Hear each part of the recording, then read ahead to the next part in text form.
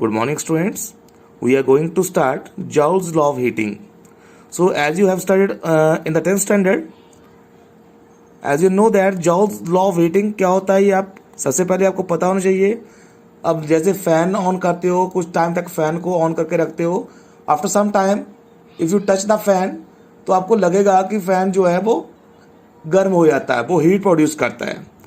So this heat is produced by the Joule's heating effect. So according to Joule's heating, according to him, the heat produced in a conductor is directly proportional to, उसने कहा था कि जो heat produce होती है वो किसके directly proportional होती है. Number 1 square of the current flowing through it. Number 2 the resistance of a conductor. Number 3 the time for which current flows through it. Time for which current flow through it. इसको mathematically लिखेंगे. I is directly proportional to square of the current, I square resistance R and time for which current flowing through it, this is T. इसका मतलब ये है कि जो heat produce होती है वो 3 फैक्टर्स के ऊपर डिपेंड करती है. नंबर 1 कि उसमें कितना करंट फ्लो कर रहा है, उसका स्क्वायर. नंबर 2 उस कंडक्टर की रेजिस्टेंस कितनी है, अगर बहुत ज़्यादा रेजिस्टेंस होगी तो बहुत ज़्यादा हीट प्रोड्यूस होगी. नंबर 3 द टाइम इलैप्स्ड, कितना टाइम यूज कर रहा है, इसमें से जो करंट फ्लो कर रहा है कंडक्टर में वो कितने टाइम तक वो फ्लो कर रहा है. So these are the 3 factors, I square R T, current, resistance and time. So we can write it as proportionality sign हटाएंगे तो यहाँ पे k आ जाएगा कांस्टेंट. इफ कांस्टेंट की वैल्यू अगर k हो जाती है तो आपके पास वैल्यू आएगी h is equal to I square R T. Okay, so Joule's heating effect can be used in electric iron immersion rods, जहाँ पे अपना हीट प्रोड्यूस करनी है. ब्लोर हो गया, गीजर हो गया, ये सभी में Joule's हीटिंग इफेक्ट यूज करते हैं टू प्रोड्यूस हीट. अब का छोटा सा इसका एक्सप्रेशन है वो करेंगे. Now consider conductor of A B of resistance R. आपने कंडक्टर कंसीडर कर लिया, A B is the conductor, resistance R. Let I be the current flowing through it for time T. T time के लिए इसमें current flow कर रहा है. When V is the potential difference applied across the 2 ends of the conductor. अगर V potential difference इसमें apply कर रहे हैं तो उसमें चार्ज कितना आएगा, टोटल चार्ज इसमें आएगा Q is equal to, charge आएगा Q is equal to I into T. I is equal Q upon T होता है तो Q is equal to I into T बन जाएगा. But we know that V is equal to आपके पास होता है W अपॉन Q. अब W की वैल्यू उसमें वैल्यू पुट करेंगे, W आपके पास आएगा, that implies W is equal to V into Q. Therefore W is equal to V into put the value of equation number 1, that is Q. तो Q की value आएगी V into I into T. But ये आपके पास आ गया W is equal to V into I into T. But V is equal to according to Ohm's law V is equal to IR होता है. सो IR put करेंगे, W is equal to यहाँ बन जाएगा IRIT. So W is equal to I square RT. अब I square RT आ गया. Since as you know that work done is equal to the heat energy, तो यहाँ पे work done heat energy के equal होगा. So we can write it as H is equal to I square R T. So this is the required expression of Joule's law of heating, Joule's heating effect of electric current. Okay. Now our next topic is, this is the second chapter of second unit. This is the Kirchhoff's law and potentiometer. So this is very important chapter. First of all, we will discuss about the Kirchhoff's law. Number 1, junction law और current law. अब junction law में क्या कहता है, the algebraic सम, इसको junction law भी बोल देते हैं, करंट लॉ भी बोल देते हैं. जंक्शन क्या होता है, जंक्शन मीन्स जहाँ पे सारे पॉइंट्स मीट करते हैं. जैसे आपके पास रेलवे जंक्शन होता है जहाँ पे सारी ट्रेन आती हैं, उसको जंक्शन लॉ बोलते हैं, जहाँ पे सारे पॉइंट्स मीट करते हैं. तो algebraic sum of all the current elements meeting a point in a close circuit is 0. कि जितने भी करंट एलिमेंट्स आएंगे अगर वो एक पॉइंट पे मीट करते हैं इन ए क्लोज सर्किट, उसको बोलेंगे जो करंट है वो टोटल वो 0 आएगा. So let us suppose that I1, I2, I3, I4, I5 with the current flowing through it. Then according to Kirchhoff's law के अकॉर्डिंग क्या करेंगे, सबसे पहले करते हैं, दिस इज करंट I1. इसमें एक रेजिस्टेंस, अलग अलग रेजिस्टेंस ले लेते हैं, डिफरेंट रेजिस्टेंस ले लेते हैं, 3, 4 एंड 5. अब डायरेक्शन लेंगे इसकी, I5 बाहर को लेते हैं, I4 अंदर की ओर लेते हैं, I3 अंदर की ओर लेते हैं, I2 बाहर की ओर लेंगे, I1 बाहर की ओर लेंगे। सो इन दिस केस जो आपके पास डायरेक्शन, इस करंट की डायरेक्शन जो है आउटसाइड आ रही है, उसको आपने इक्वल करना है वो करंट, और दूसरा करंट आएगा आपके पास दो करंट ऐसे आ रहे हैं जिसकी डायरेक्शन जो है वो अंदर की ओर है, और I4, I5, I1 and I2 की डायरेक्शन जो है वो बाहर की ओर है। वी आर मीटिंग एट एक point O। So in this case आपके पास जो करंट बनेगा वो बनेगा, टोटल करंट आपके पास है, देखो यहाँ पर I1 टेकिंग आउटसाइड, तो उसको लेके चलेंगे, पॉजिटिव में लेते हैं इसे। I2 जो करंट आ रहा है इसको भी पॉजिटिव में ले लेते हैं, this is plus I2।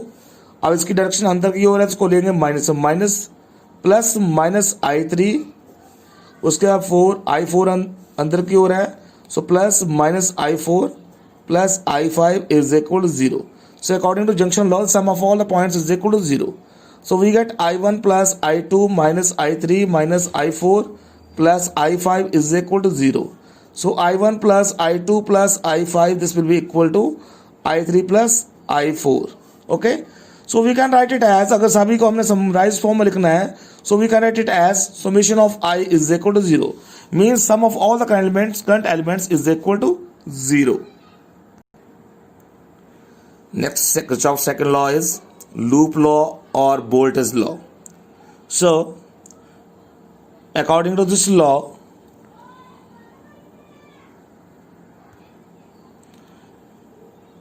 it states that the algebraic sum of the voltage and EMF of all the sources in any closed electrical circuit is 0.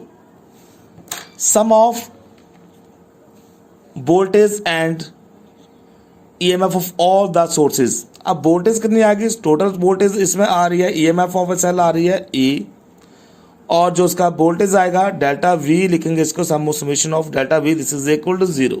So according to this law, sum of all the EMF or voltage in a closed circuit is 0. So consider a closed electrical circuit containing two cells. यहाँ पर दो cell ले रहे हैं, E1 and E2. Okay, these are connected in the circuit, and three resistors R1. This is R1, this is R2, and this is R3.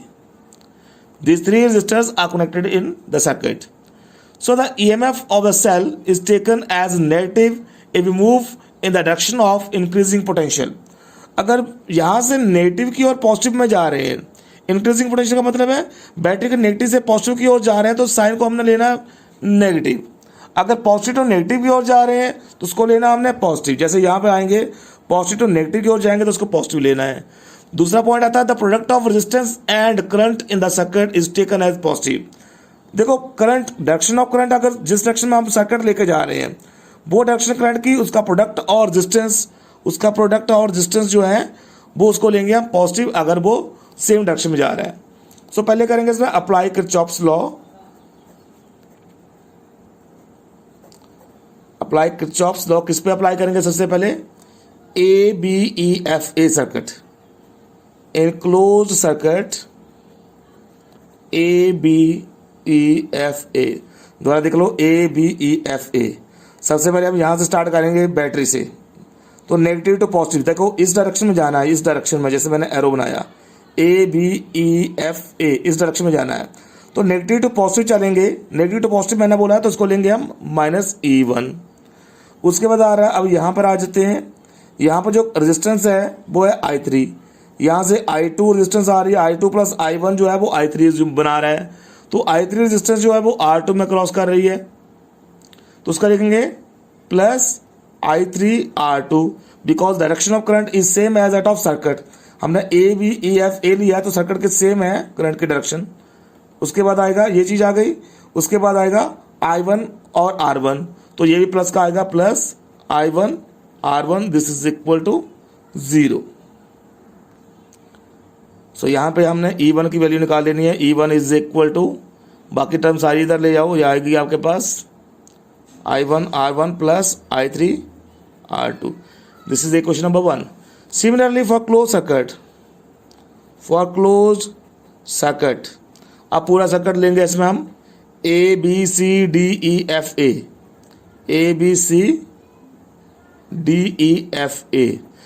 आप पूरा बाहर वाला सर्किट लेना। अब दोबारा फिर यहीं से स्टार्ट करेंगे, नेगेटिव टू पॉजिटिव आएगा -E1।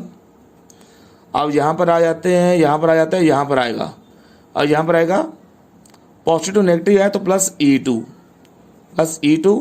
अब यहाँ पर आ रहा है, देखो डायरेक्शन ऑफ करंट अपोजिट है और हमारा जो पाथ है वो ये है। हमने जो ऑर्डर लिया वो ABCDEF लिया है, but direction of current E2 जो है अपोजिट टू आवर पाथ है, तो उसको लेंगे -I2R3। उसके बाद आपके पास आएगा प्लस ये वाला पाथ सेम हो जाएगा, plus I1R1 is equal to 0।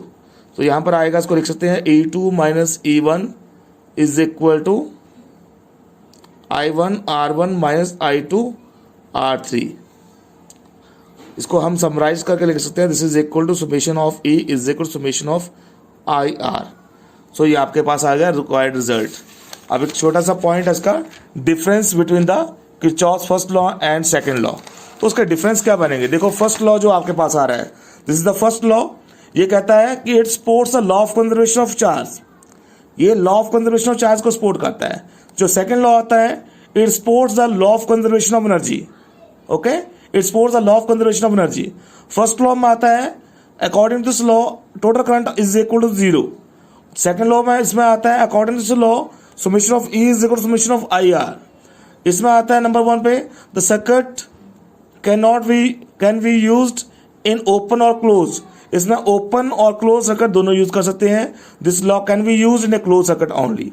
So students, this is all about the Kirchhoff's law, Kirchhoff's first law and second law.